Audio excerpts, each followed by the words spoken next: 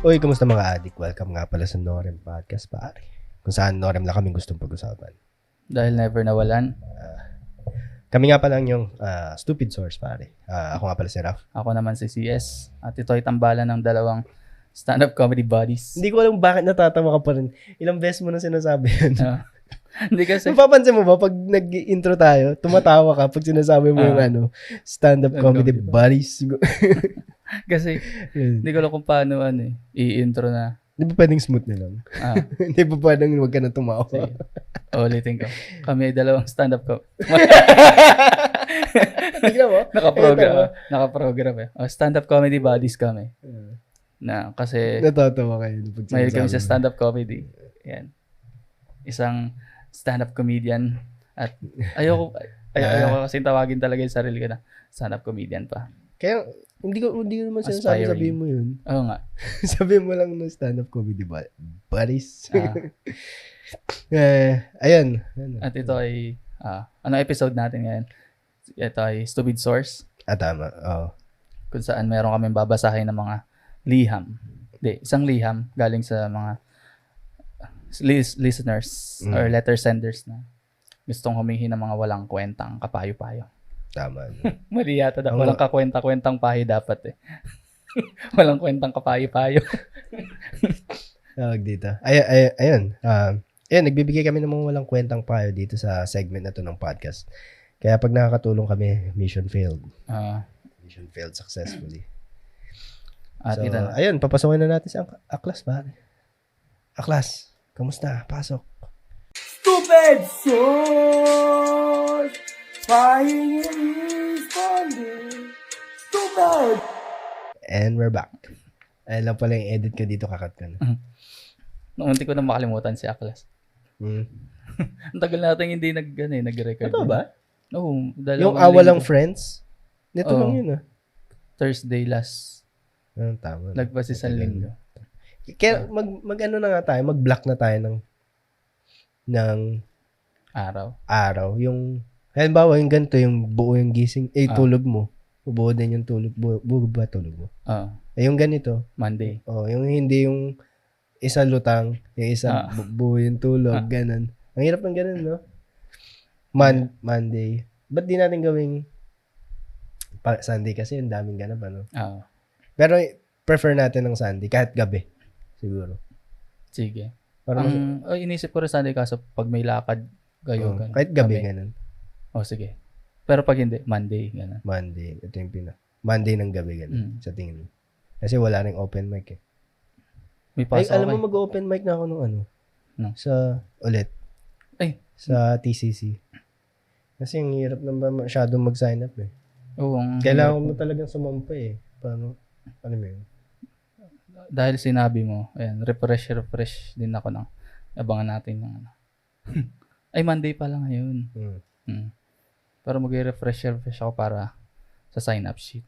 Para bukas. So, ayun. Ano ba pag-uusapan natin? Ano bang problema bibigyan natin ng magandang payo? Ito, walang si Madam. Payo pala.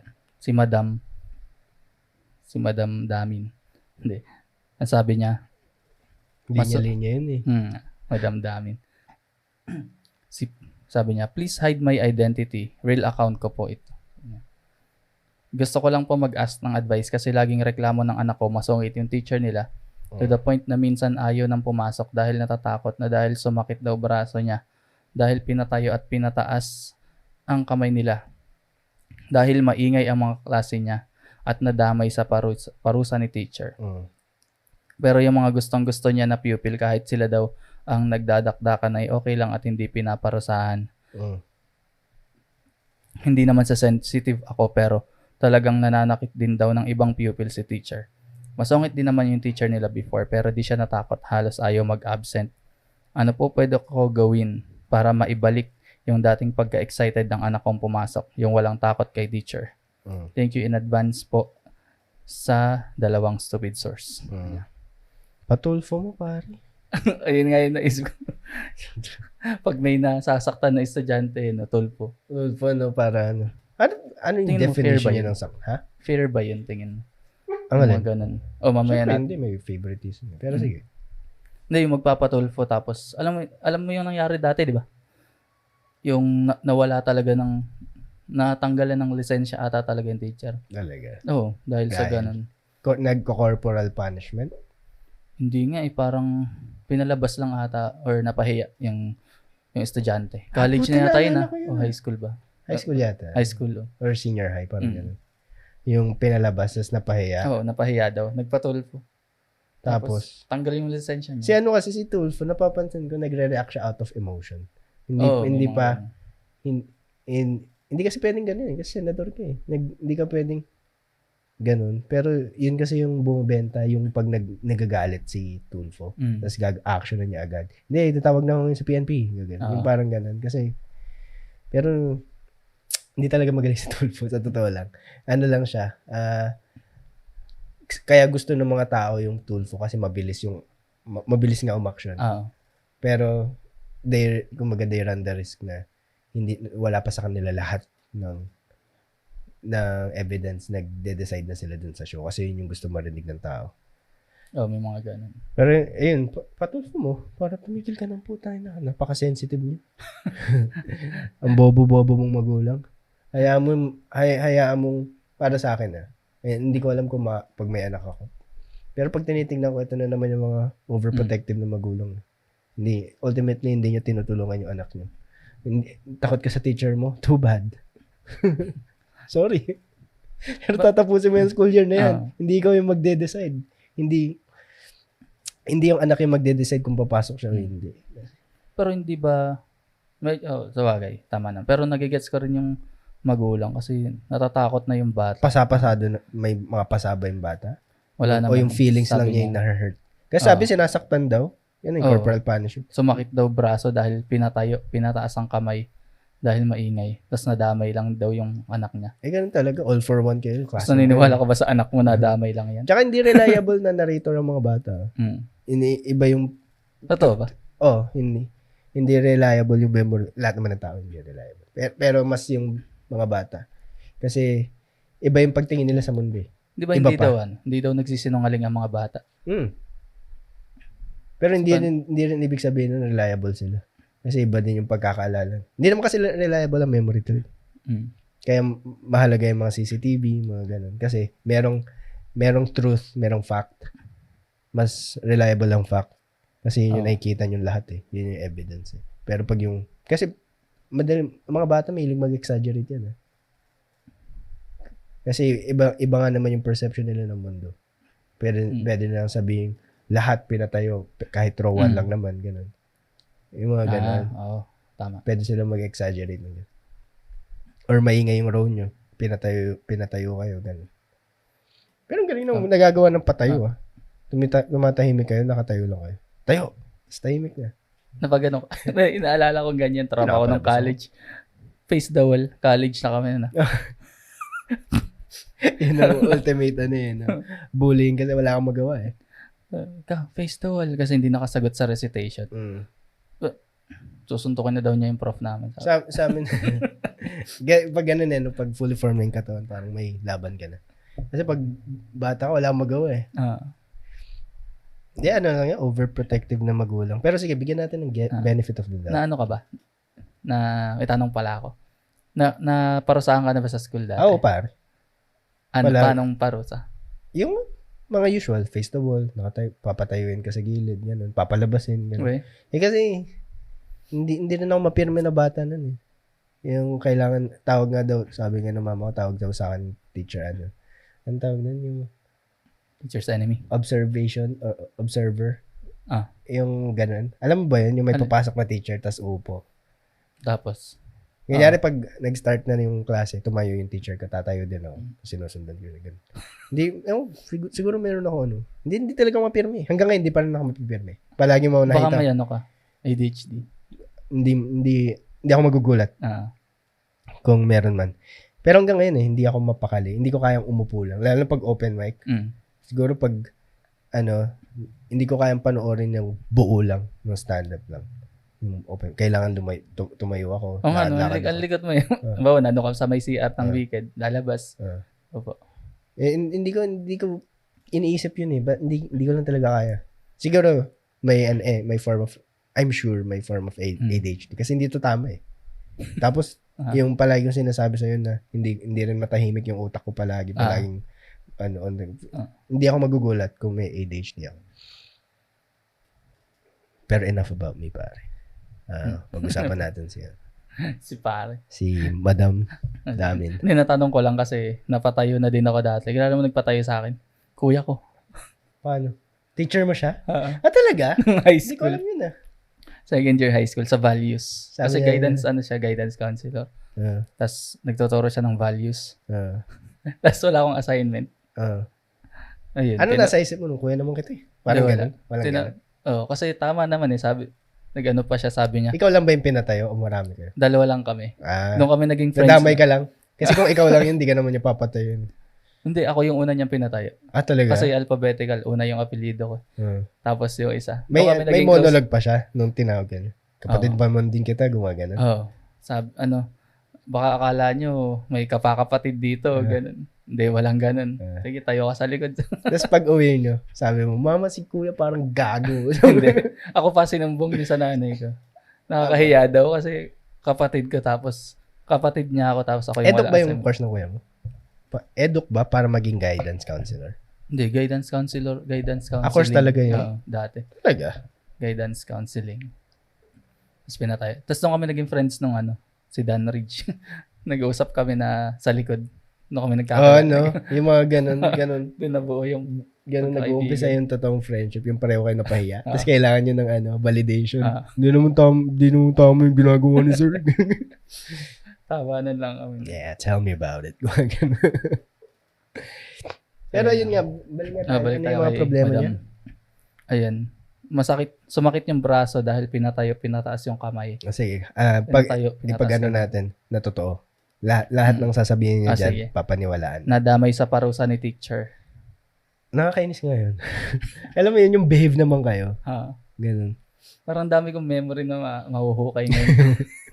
Kasi may ganyan na naman ako. Yung kahit lahat kayo nadamay. hindi Behave ka, tas Kasi, kilala naman akong makulit din. Pero, pag yung may nagdilista na sa unahan, nagdilista na maingay, ganun. Tahimik naman ako. Pero, kahit hindi kami nag-iingay, pangalan namin yung nakalista. gago. Kilala na kayo na Tapos magagalit kami sa president. Tas nips ka pa, no? Ha? Nips. Ano yun? Not in proper seat. Nips. Hindi, nakayuko nga lang kami nun. Basta, aalis ako. President, maglista ka. Wala pang parang wala pang 5 segundo. Pangalan na agad namin nakalista. No? Kulit. Sa blackboard pa nila Sa ginagawa blackboard. pangharapan. Kahit di naman, yung mga katropa ko ng elementary, di naman tayo maingay. Oo nga. Yung pag lalapit ka sa blackboard, susulat mo, noisy, standing, as nips. May gano'n kay Nips. Oh. Walang gano'n sa amin. Social yan naman. Not in proper seat. Grabe na nakakatawa. So, ayun. Ayun si Madam, yung anak niya daw, nadamay lang. Naniniwala ka ba, Madam? Naniniwala tayo lahat sa sasabihin niya. Sige, Pero alam mo yun, hindi naman, kumbaga all for one eh. Parang ganun yung kung ayaw nyo pala di dapat kayo nagsa-self-police na kayo. Sinasabihan nyo na yung mga kaklase nyo. Tangin na naman, pre, huwag ka naman ganyan. Tignan mo, nadadamay kami. Ultimately, ginagawa yun nung teacher para para ma-build lang din yung camaraderie niyo. Parang ganun. Yun nga, magsa-self-police kayo. Huwag na kasi nadadamay kami. Kasi pag, yung ganun ko tinitingnan na. Paano kung siya?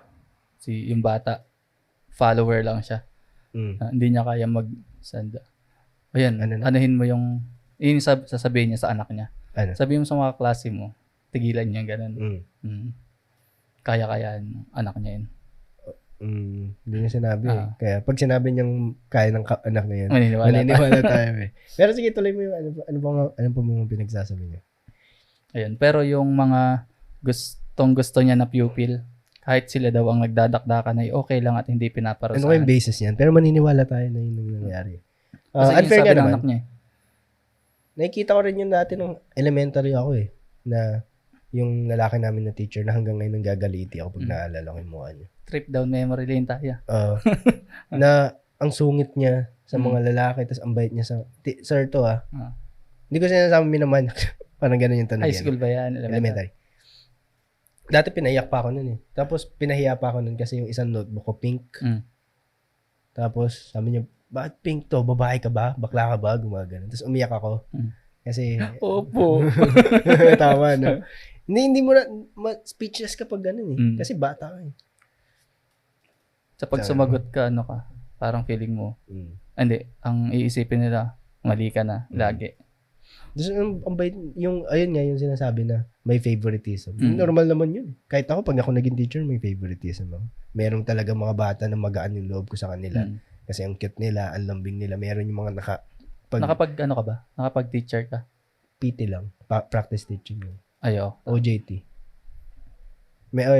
Totoo yun yung may mga bata na, tayo na merong dati. Tapos SPED niya, for context, SPED yung major ka nung college. Tapos, meron yung mga autistic na ang lalambing nila. Tapos lalapit sa'yo, embrace, gumagano. Talagang magaan yung loob mo sa kanila eh. Kasi meron yung talagang pag nakita mo, putang ina mo. Kung wala ka lang, kapansanan, kinotongan na kita. Sobrang mga asshole, gano'n. Kaya naintindihan ko kung gano'n. Yung favoritism. Hindi lang niya sinabi kung sino yung mga ano eh. Kasi alam mo yun, parang training grounds din yan sa mundo eh. Na hindi lahat ng tao magugustuhan ka eh. Kailangan mong, yun siguro kailangan maintindihan mo ng magulang na the world is a cruel place. Hindi porke hindi ka gusto ng teacher mo, kailangan mo nang i-report. Ganun talaga eh. It's not how the world works. Ano pa ba? Ito. Hindi naman sa sensitive ako pero talagang nananakit din daw ng ibang pupil si teacher. Masungit din yung dating teacher niya. Kailangan nyo ng ano eh. Kasi mabigat na paratang yan eh. Yung nananakit. Bilang teacher, kasi bawal yung corporal punishment niya eh. Na pag nagsasabi ka ng ganyan, kailangan mo ng evidence eh. Kasi pag ganyan, ayun nga, yung sabi mo nga, isa pinalabas lang na revokan ng lisensya.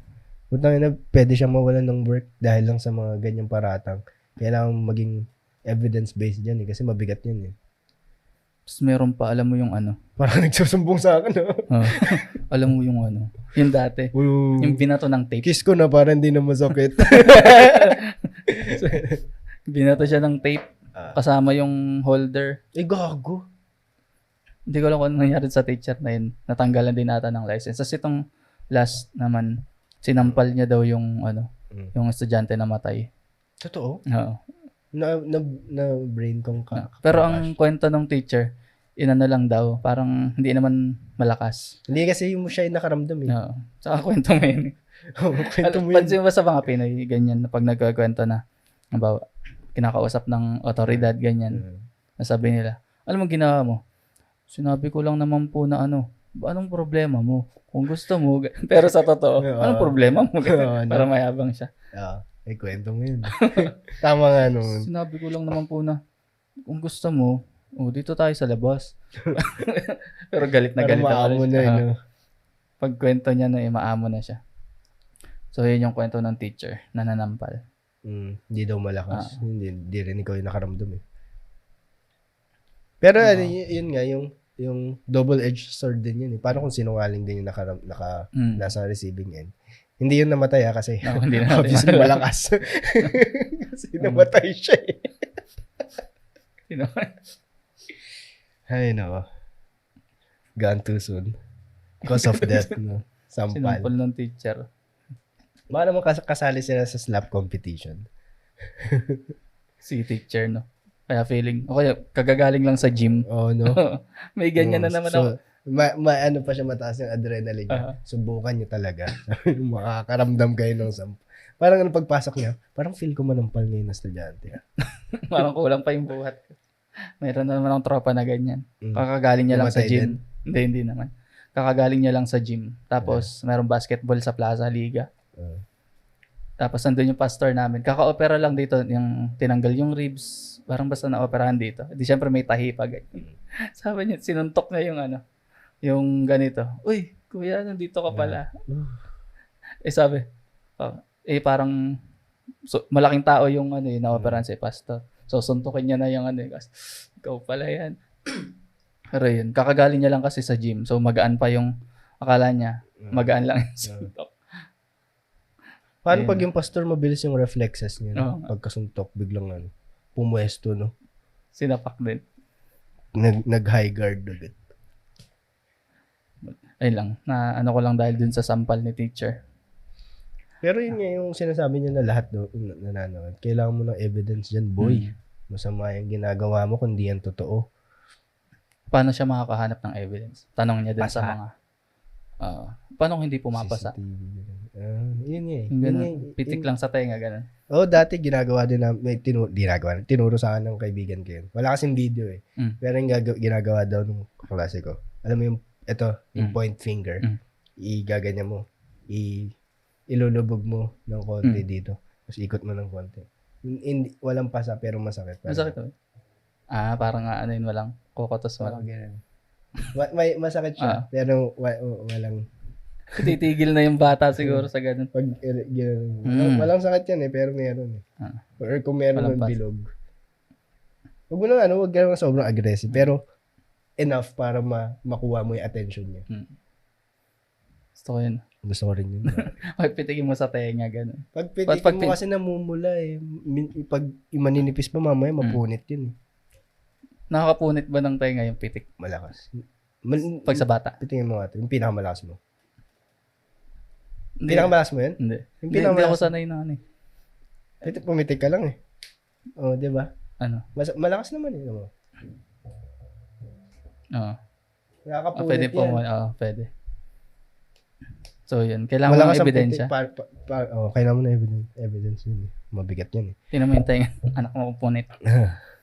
Pero, ayun nga. Kasi, feeling ko na nangihingi na lang din siya ng ano dyan eh. Ng confirmation bias. Parang kailangan niya lang ng mag-gang up sa teacher. Kasi meron bang nag-comment dyan na tawag dito? Huling screenshot ko lang. Na against the grain. Ganun. Wag mo na hanapin kung Sige. wala.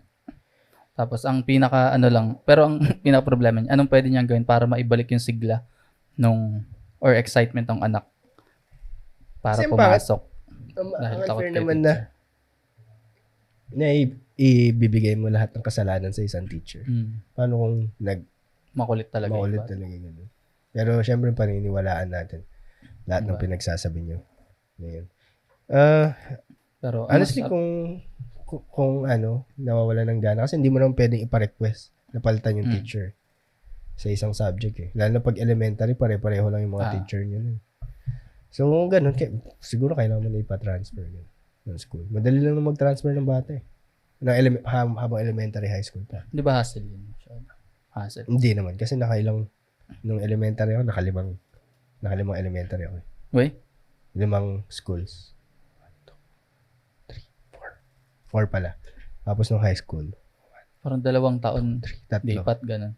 2 taon. Ganun nga. So, hindi naman hassle. Hindi rin sayang sa kaibigan. Bata kasi madali, bata pa naman. Sipin mo ako nung high school, 3 school ako nung high school. Iba-iba. Dami mong potential na friends. Kahit yung kuya ko eh. Yung kuya ko. Ganun din. Si Kuya Artie. Ano ba sinabi? Pero yun yung panganay namin kapatid. Every year, iba yung school niya. Parang normal sa amin yung palipat-lipat ng school eh. Parang nun. Wala sasabihin. Sasabihin ko sa akin, parang saya nun eh. Pero parang hindi rin. Hindi, kasi pala every year ka nagpapakilala. Every year ikaw yung bago. Ganun. Sila na. Ayun nga. Nung napatunayan kayo nung lumipat dito sa Manila, yung pag first day, di ba, tahimik. Nung first day dyan, sa pinasukan ko ng high school, ang ingay nila, grabe. Tapos ikaw pansin mo, alam mo, ikaw yung naiiba kasi ikaw yung walang kausap. Tapos hahanapin mo yung mga bagong, yung mga katulad mong transfer, gano'n. Gano'n naman palagi. Transfer, kayo magkakasama hanggang sabihin natin July, August, di na kayo magkakasama kasi nakahanap na kayo ng common. Pero yung June, July, magkasama kayo magla-lunch break ng mga yan, gano'n. Kahit paglabas, tatambay kayo, gano'n. Parang wala ako grade 5 na ako nagkaroon ng kaklaseng transfer eh. Talaga? Oo. Yung grade 1 to grade 5. Tapos, kaya high lang school. din? Oo, ganun lang din. Tapos madali naman silang naka-adapt. Anong dahilan Kasi nila sa para? ulo din kami. Anong dahilan nila para lumipat sa lugar niyo? Ano yung mga, bakit kayo nandito sa, Mahal yung Sa tuition Morong. dun sa pinanggalingan. pero dun din sa Rizal, ganun. Sa Morong din. May mga private school kasi dun. Tapos lilipat ng medyo mas mura. Semi-private, gano'n. Semi-private? Oo. Ngayon ka lang narinig yun. Yung, hindi mo alam yun. Semi-private school? Lab, mga lab. Mga laboratory na ano. Talaga yung mga science Oo, alam ko ganun. May subsidized ng ano. Medyo mahal siya pero kumpara sa Yung mga passive Public. science, ganun. Semi-private tawag doon. hindi, public na yata yun. Pag mga ganun. Semi-private? Hindi ko magets. Hindi ko basta yung tawag sa amin dati nung elementary, semi-private siya. Hindi siya kasing mura ng mga public school. May Pero hindi bayad siya- sa private, sa Ha? public school dati? Oh, yung mga miscellaneous ganun. Pero ngayon, di ba zero? Wala kang ilalabas na miscellaneous pera. na lang. Meron din. Meron Pero pa dati rin. meron pala dati. Mga bayad. Di ko alam para saan yun. Basta, mura lang sa public school. Tapos meron mga private school na mahal. Yung semi-private, yung lab. Ano yung pinakamahal na school sa Morong dati? TC ata. Thomas Claudio something. Yun yung parang Ateneo doon, parang ganun. Or Brent. Mga Montessori, ganun. Yun yung mga Oo. mahal. Magkano ang mahal dati na school? Ang tuition namin dun sa sa pinasawan ko, nasa 2K lang ata. Ito yung semi-private. 2K. Sabi mo public school ka? Ha? Sabi mo public school Nung ka? high school. Okay. Tapos, hindi ko alam kung 2K nga o ano. Basta mahal pa yung 2K. Buong school year na yan? Oo. Or 5. Pero dun sa ibang, nasa 10. Mga ganun. Hindi ko alam kung paano nangyayari yung sinasabi ng semi-private. Buti na mo. Pero yun yung pagkakaalam ko. Subsidized ata ng government. Ganun. Ang alin? Mga libro, ganun.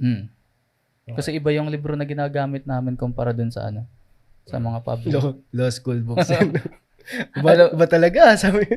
Iba talaga dito sa semi-private. Nung di ba may libro kami ng grade 5. Siyempre sa amin na yung binibili niya. Tapos naging lesson namin nung third year high school. So hindi dinadala ko yung pang grade 5 na libro. Tampo yung yung nakita ng teacher ko. Bakit ganyan libro mo? Pang grade 5 yan. Pareho lang eh. Kaya nga, nagtampo siya. Parang doon ko na-realize na parang advance pala yung turo doon sa Semi-private? sa semi-private. Talaga? Parang gano'n. Lab kasi siya eh. Alam ni Ira yung pag-lab. Hindi ka nakaabot doon. Mga laboratory school. Advance ang tinuturo. Gano'n. Alam ko, Wala bang curriculum? Wala bang standard curriculum? Hindi ko. Para mauna? Anong para mauna? Hindi kasi 'di ba pag sa DepEd, nagbibigay sila ng curriculum na ito dapat yung ituturo mo within the school year para dito sa grade level na to. Paano kaya advance, no? Paano yung advance? Hindi ko rin alam. Ano ba yun? Pag grade 1 plus, dun sa lab na division na kayo? Oo, parang ganun siguro. Kasi anong lesson namin nung basta meron kaming lesson ng grade 5 na natakil namin third year high school. Ganun. Talaga? Oo. Ano yun, nung nag-multiplication kami, fraction na kayo, ganun? Parang ganun. Siguro. Kailan kayo nag-fraction? First year high school. First year. Totoo nga. Yung naaalala kong nagpa-fraction na yun, na may plus minus na yung mga fraction. Yung mga least Hindi ko common alam. denominator, ganun. Oo, High school. nag-ano na ako, Grade 3 yata kami. nag-check out na ako dun eh. Nung nagkaroon na ng mga letters, ganun. Hindi ko na alam kung paano ako pumapasa eh. Nung opya na lang ako, ganun. Pero hindi ko talaga alam. Yeah. Pag nag-zone out ako pag ganun yung Ang tinuturo. Oo. Yun ang hirap sa alam ko nabanggit mo na dati sa education system ng Pilipinas na Magaling yung mga magaling. Yung ang considered na matalino yung magagaling mag-memorize. yung mga formula. Tapos bobo ka sa school pag Hindi ka magaling sa 9 of math. 70, gano'n. Okay lang. Pag iniisip ko ngayon feeling ko may ADHD ako. Kasi hindi normal yung hindi mapakali, di ba? Tas Hindi ka pa mapirme sa isang Hindi. Hindi mo kaya. As in, Hindi ko kaya. Hindi ako may mali pag nagsistay ako ng matagal sa upuan. Kaya palipat-lipat ako palagi. Kahit dito sa inyo. Hindi naman, grabe. Dadalawa na ng upuan. Hindi ibig sabihin, kwarto, ganyan. Tas, Ay, hindi. Pag editing mode ako. Ano, kasi pag nag-edit ka, kailangan yung full attention mo dun. Pero yun nga, napansin mo rin pala yun. Hindi ako mapirme sa isang lugar. Isa lalabas ka, ganun. Hindi ko kaya yun. Nakikita ko si ano din, ayaw magbanggit ng pangalan. Pero i-meet ko real quick. Hindi rin siya mapirme. Tapos siya, alam na may ano siya. Na may... Ayan. Meron nga. Kaya yun. Kaya pag makikita mo siya palakad-lakad. Oo nga. Inisip ko nagkakabisa to ng jokes. Parang, pero hindi. Ikaw, kento pa sana ako pero. Pero yung sige magtapusin na natin yung anong may papayo mo kay Madam? Feeling ko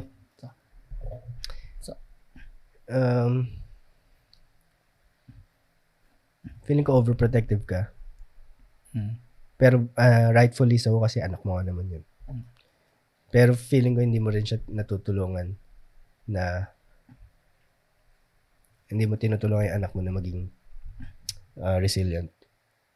Na dahil nakakaramdam sila ng discomfort na ayaw niya yung teacher, ibig sabihin, kailangan natin gawan ng kasi hindi nag-i-enjoy yung bata dito. Parang gano'n. Kailangan mong, para sa akin ewan ko kung mapapanindigan ko to pag may anak ako. Pero sana iparamdam mo sa anak mo na hindi niya makukuha lahat ng gusto niya. Hindi porke hindi siya komportable, wala. Na siya, babaguhin niya na. Kasi hindi ganun nag-work ang mundo eh. Hindi dahil gusto mo. Meron nga yung magandang may napanood akong video, yung babae, magkapatid sila. Sabi niya, tapos tinuturuan siya ng kapatid niya kung paano hiramin yung crayons. Can I please borrow the purple crayon? Tapos sinasabi ng ate, you have to put a please in there. Gumagano siya. Magsabi na ako ng random na pangalan. Ira, can I please borrow the purple crayon? Gumagano. Tapos nung sinabi niya ng tama, ultimately sinabi niya ng tama yung sagot sa kanya ng kapatid niya. No. Ganun. Tapos, yung mga comments, sobrang nagustuhan ko. Sobrang nag-make sense na that's how the world works. Hindi porke nang you ask politely, ibibigay sa'yo. Hindi ganun ang mundo. Parang napaisip ako doon na magandang lesson yun. Na, hindi porke you ask nicely, ibibigay na sa'yo ng mundo. Hindi ganun yun. Kasi for the most part, at least sa sa experience ko, for the most part, heartbreaking ang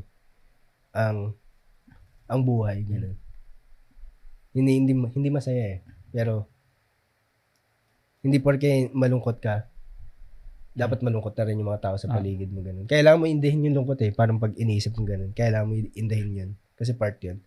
Pero, yun yung point ko. Ultimately, hindi mo tinutulungan yung bata pag naniniwala ka sa lahat ng sinasabi niya. So, parang gusto niyang gawin na perfect yung world ng bata sa school. Na sabi mo, hindi naman mangyayari. Hindi yun yung sinasabi niya, pero yun ang pagkakaintindi ko. Kasi, sabi niya, hindi naman ako sensitive. Pero, but you are though. Kasi, naiintindihan ko anak mo yun. Normal lang yung pagiging overprotective. Pero hindi mo pwedeng ibigay yun sa anak mo eh. Pag magko-commit na siya ng suicide dahil hindi siya pumapasok sa school. Yung mga ganun. Ano ba? Ayoko rin yung medyo na-excite din ako maging magulang. Kasi gusto ko malaman kung kakainin ko ba lahat ng mga sinasabi ko. Ultimately, mali din pala ako. Kasi, kumbaga, yun na naman yung one of those things na outside looking in ka. Na ang daling magbigay ng opinion kasi wala ka doon. Ayaw ba mag-practice? Ayun sa ibang bata. Hindi ko kayang mahalin ng pareho eh. Paano mo yun? Hindi ko ma-feel yung unconditional love pag hindi nanggaling sa akin. Alam mo yun? Kasi anytime pwede mong isoli. Oo. Ayoko na neto. Kunin mo na. Parang ganun. Pag anak mo, wala ka ng option eh. Hindi option yung tumigil. At yun din ang inaisip ko kung sakaling magkakaanak ako. Parang sa akin, hindi magandang pakinggan, pero hindi ito yung minimin ko. Parang game over na para sa akin. Hindi in a bad way. Pero parang lahat ng ginagawa ko, malilimit, or baka itigil ko. Kasi focus ko na lang yung parang gano'n. Kailangan mo na mag-step up. Oh. Tsaka responsibility. Nakakatakot na pag iniisip. Kasi hindi ka ready. Pero wala naman daw ready. Wala. Sabi na. Open ka ba mag-adapt? Hindi. Ayoko din. Ako rin hindi ko kaya. Pero kung yun yung last resort. Kung, alam mo yun, okay naman ako tumandang matanda. Pero tumandang matanda. tumandang mag-isa. Or kami na walang anak pala. Pero alam mo yun, pag iniisip mo, ayoko naman tanggalin yung option. May anak na. Kasi parang sarap din mong brainwash ng bata. No? Sarap mong gaslight ng bata. No? Anong gagawa? Yung sabi nung isa, gagawa ka ng kahit gano'ng kakabuting magulang, may trauma pa rin yung bata sa'yo. Kahit anong, kasi isipin mo lahat ng tao ngayon, kahit mayayaman, may trauma sila sa pamilya. Iba-iba nga lang, hindi nga lang yung ginugulpe sila. Yung absent yung father, yung mga gano'n. Yun yung mga, lahat may trauma eh. Kahit anong gawin mo, kahit anong best na gawin mo magulang, may ikakatrauma. Lalo ngayon, na lahat na lang may trauma. Lahat may trauma. Hindi ko naman hindi ko naman sinasabing, hindi ko dinidescribe, hindi ko sinasabing dito to. Pero lahat na lang, kailangan nyo ba i-voice out lahat ng trauma nyo? Ay, no. Kaya yun, ikaw ba, may masasabi ka ba? Oo. Ayun lang. Pero yung tama nga yun na parang sinasabi mo din dati. Sabi din sa libro din na binasa ko, natapos ko na. Alin din? Yung not giving, subtle art of not giving a fuck. Life is suffering, pero iba't iba ang level ng pero iba't ibang level, pero yung suffering, yung trauma, sabi natin, suffering trauma, hindi talaga mawawala yun. Ganun. Para if anything, yun nga yung mag-shape sa'yo bilang tao, yung trauma eh. Yung mga pinagdadaanan mo. Yung galit mo, yung anger mo, yung ganun. Yun yung hindi na mag-shape sa'yo. Kasi kung paano ka mag-adapt or paano ka magre-react dun sa mga kinakaharap mong experiences. Saka yung awareness, mahalaga yung awareness. Kasi yun yung kaya kagabi lang pinag-uusapan namin ni Alien, yung awareness. Yung yun, sabi ko, pagbubuhat ng bangko to Pero sabi ko sa kanya, kasi kino-compliment niya ako, na may awareness ako. Hindi ako mabuting tao, pero alam ko na mali yung, alam mo yun, yung, palagi kong dinidiscuss na alam ko yung mali. Pero ito ako bilang tao, parang gano'n. Tapos, parang tumataba yung puso ko nung sinasabi na awareness ka. Kasi, ginagawan ko talaga ng paraan Or, gusto ko, kasi nabubuisit ako sa mga taong akala nila tama sila palagi, walang awareness na. Sa tingin nila, lalo na yung mga yung matatanda, ganun. Tingin nila talaga matanda. Wala silang awareness na mali yung ginagawa nila. Parang ganun. Saka dyan nagsisimula yung character development. Oo, pare. Mahalaga yun I-acknowledge mo muna. Pero, ayun. May gusto ko last na sasabihin. Sige, sabihin ko na lang. Sa akin, sige, tingin ko kausapin na muna yung teacher, yung principal, ganun. Para at least alam mo or alam nila na may mali din sila kung mayroon man. Ganun. Tapos doon kayo gumawa ng step or action plans kung paano mapapayos yung situation. Or baka mali mo, mag-sorry yung teacher dun sa bata, tapos maging close na sila. Edi okay na si baby mo. Mapasok na. Yan. Dapat maayos na usapan sa school setting. Dinadaan dyan sa pagiging spoiled brat mo na anak. Paano may babalik yung sigla, no? Hindi nag-enjoy sa school. Naku, paano naman pag nag-adult ka? Lalo pag di ka na yan yung mga tipo ng mga katrabaho mo na 3 months pa lang nahirapan lang sa work, umaalis na, nag-aawal na. Yan yung mga... Tapos hindi naman naranasan yung hirap talaga ng ibang work. Wala akong pinapatamaan. Alata nga. Pero yan, hindi naman natin aim. Paano ba natin gagawin nakakatawa tong podcast nito? Kasi sinabi rin ni Marvin, nagiging seryoso masyado daw tayong seryoso. Kaya hindi daw niya pinapakinggan yung podcast natin. Paano kaya ano kaya kailangan natin gawin? Parang pag iniisip ko rin, nasa 38, 39. Feeling ko marami pa tayong improve. Aim ba natin na na magpatawa talaga? Hopefully. Or magbigay ng... Kasi nilalabelan natin yung sarili natin stand-up comedian. Pero, ayun lang. Sige. Pero kasi, pwede naman tayong chill lang. Pero, ganun lang, chill na. Dapat ba, ayun, sa comedy podcast ba dapat lahat ba nakakatawa? Ang inisip ko kung gawin natin, pwedeng pag may mga problema, ginagawa naman natin eh. Hindi mo, alam mo. Pero napupunta tayo sa seryoso talaga. Oo, no? Oo. Tsaka yung alam mo yung title na Norem, parang nakakatawa. Pakinggan yung Norem. Parang may to No, siguro feeling ko kailangan na natin i-build yung identity nitong podcast nito. Ano ba, nakakatawa ba kayo o ganito kayo? Kasi din eh, may mga episode na sobrang nakakatawa tayo. May mga episode na sobrang basura natin magbigay ng ng walang kwentang payo. Or kailangan nating pangatawanan yung walang kwentang payo. Pag ganun kasi parang nag-hate na lang tayo eh. Kasi pag binibigyan natin ng konting rational. Tsaka Ang gusto lang nito kasi malaya tayo magtigsasalita. Pero feeling ko hindi to sustainable kung gusto natin mag-build ng audience. Pero siguro as much as basta mag-uusap tayo off air. Yan, tapos na natin dito. Kung may kung dun sa 11 na nakikinig sa atin, kung ano bang gusto, ba't ba nandito pa rin kayo? Paano nakikinig kayo? Pero seryoso, bakit nyo ba mag-engagement nga tayo sa mga to?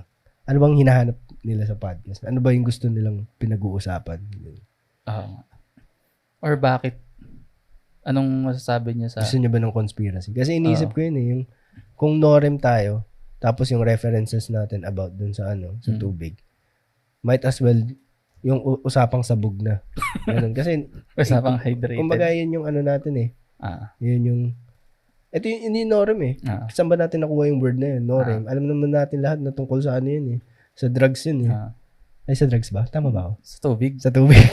Sa tungkol sa yung Norem, yung word na yun. Straight word yun eh.